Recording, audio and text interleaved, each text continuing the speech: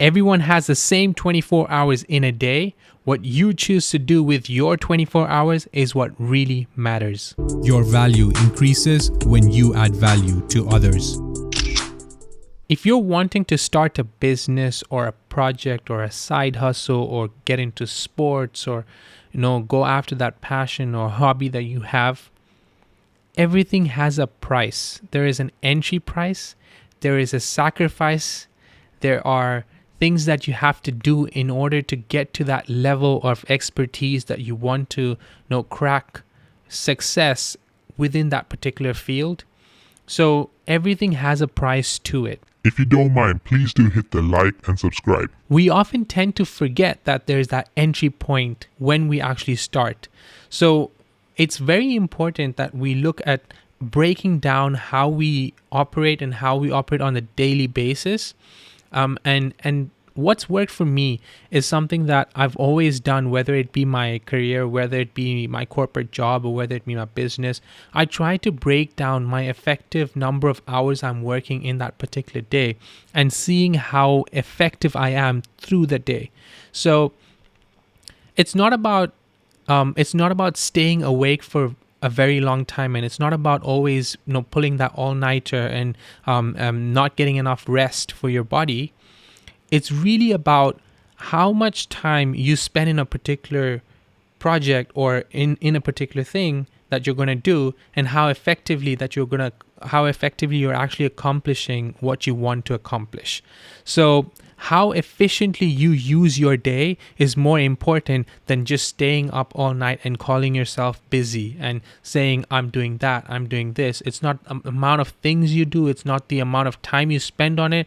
It's actually how much time you spend awake and how effectively you spend that time when you're awake. That's what really counts, and that's what really matters. So think about it this way: 6 to 7 hours goes for your sleep. 18 hours you've got in a day.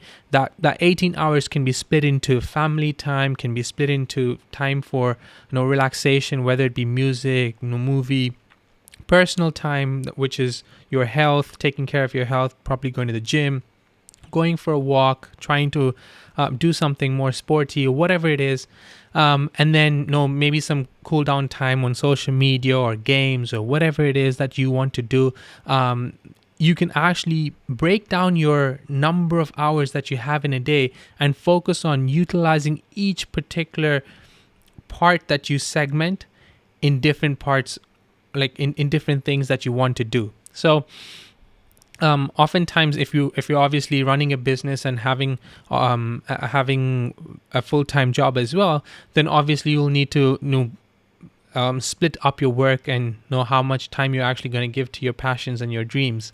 So what I would suggest, as when you're starting off something, or when you're starting off your career, or when you're starting off building something new, focus on seeing where you can cut down on certain things and how you can add more time to what you actually love doing.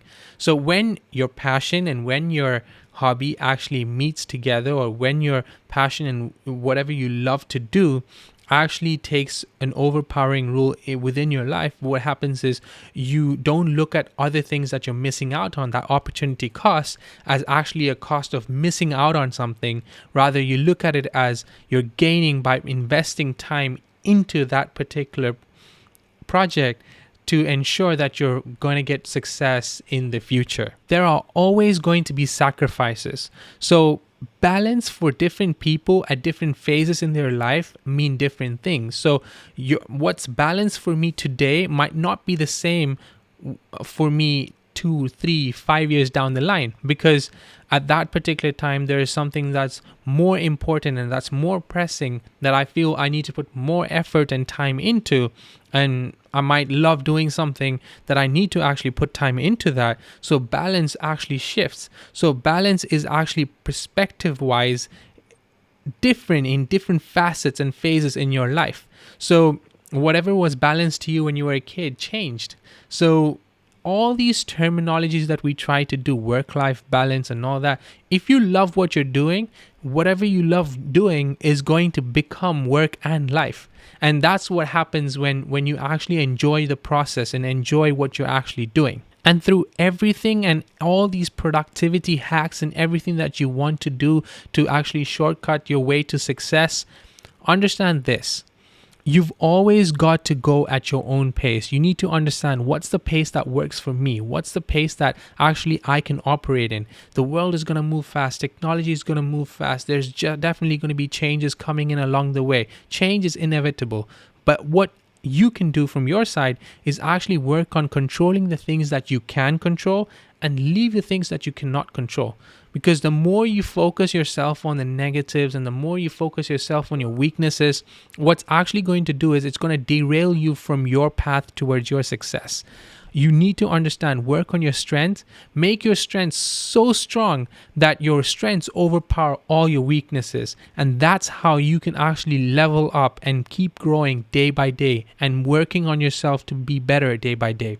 And so be patient. Be so focused on the process and creating a process that you actually enjoy doing that you don't have to worry about the sacrifices you're making, the things that you're missing out on. Obviously, there are going to be nights where you have to complete some work done.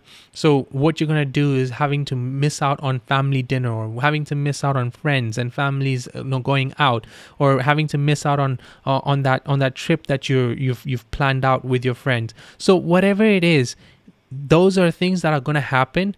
But in the long run, when you look at it, what you're going to actually be thankful for is those times that you were actually able to put down your mind and actually stay motivated to ensure that you get to this end goal.